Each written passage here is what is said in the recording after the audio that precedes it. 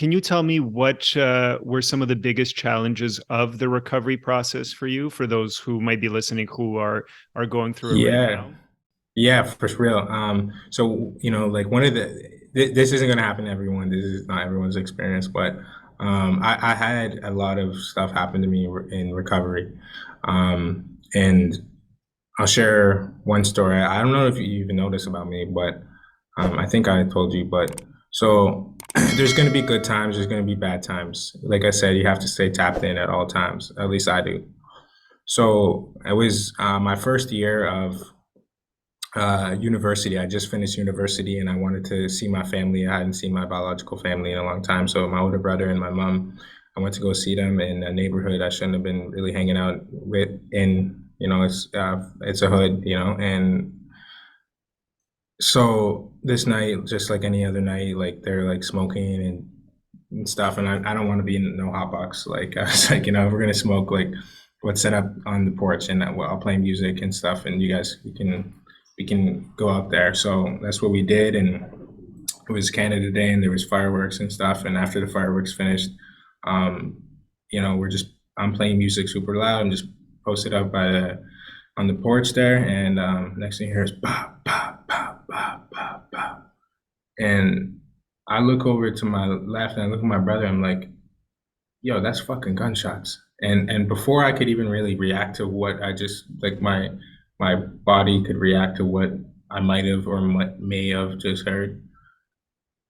All of a sudden, you hear like boom, boom, and like it was all so fast, but I just remember like I'm getting shot now. Like they're shooting at us, and for the next, I would say, 20 seconds, there was just gunfire being rained all around me, like just like hiding for cover, trying to get to a spot where they can't hit you. And when I was hiding for cover, I felt something hit the side of my face, and I like there was liquid coming down, and I just didn't know what that was, like how bad that injury was at the time. I just knew I was bleeding from my wrists and my head, and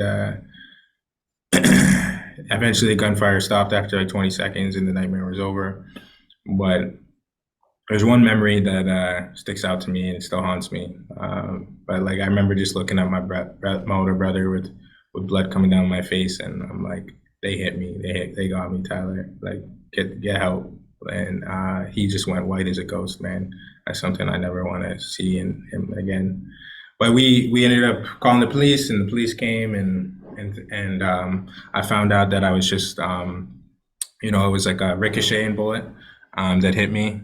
So I was gonna be okay. And it was just like, a minor kind of gunshot wound to my side of my head and my wrist and stuff.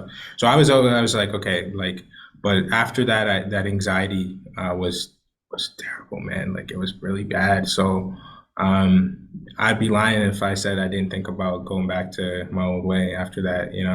Um, and what I did is I just doubled down on faith, man. Like I've seen so many people go through situations, losing a son or losing a family member, and they just doubled down on faith. So that's what I did, man. I just started ramping it back up, doing what the basics told me to do. And so I got over that, and I was able to, go back to school in September and continue on another successful year. And just last year, I got a call from my mom. I was actually in the same library. This is crazy. This is weird. I was in the exact same seat, same library, and I finished. I got a call from my mom, and I walked outside, and she told me my father just got murdered. And I was like, I just remember the phone being like silent, like for like 10 seconds. I didn't know how to respond to that. Like I was trying to process it all. And I had an exam the next morning, and this may be crazy, but I'll share this with the viewers because some people don't understand JAMA Maxi, but it's kind of like explains. So I get this call, and I'm like feeling these emotions. I get in my car, I just start praying. I just start praying for my father, Bushman, and and I just asked God for the next right thing to do, like for some guidance. and some voice told me, like, take this exam the next morning for Bushman. Like, it's what he would want you to do. And so I listened to that voice, and I was crying, coming back into this library I'm at right now, and I just studied, finished doing what I would have normally done if I didn't get that phone call. And the next morning, woke up early, studied, prayed, and I took the test, and the teacher told me the next day I scored in the top 10 out of a class of like 250 students, and I was my highest mark of the semester. And I know my father would have been proud if he was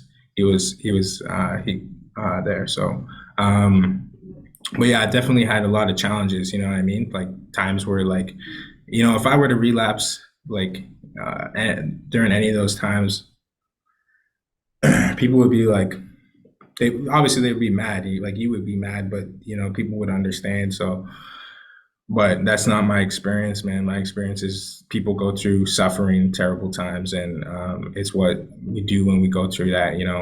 Accepting life on life's terms. Like I said about the steering thing. Earlier I talked about steering, and sometimes in recovery, people have steered me left. Situations have steered me left, and I'm trying to take the wheel and be like, no, no, no, no. That's when I'm just like, I'm gonna accept it. I'm gonna accept it and ride with you. I think it's important for people to hear those kinds of stories because oftentimes people talk about relapsing and, this happened or that happened, like my boyfriend or girlfriend broke up with me, and then they'll use that as an excuse to just go and go back to their old ways. Yeah, And it doesn't have to be that way, right? All you have to do is use those simple tools like prayer, like faith, like inventory, and whatever else you might be doing that helped you get to recovered, to overcome them. Because recovery is about choices, right? It's constantly, do I choose A or B? And if we're making the choice that aligns with who we want to become or who God wants us to become, um, I trust that that's always going to produce a much better result than if I take back those handlebars and try to, take back my will and, do something different. yeah, definitely. Like I think what's the term called reservation? We talk about that a lot of people have reservations, and to me, like my recovery looks like no reservations ever. Like my phone could ring right now, and it could be some terrible news, or whatever could happen in my life. I can't have a reservation, right? Um, it's one day at a time. It's really that simple.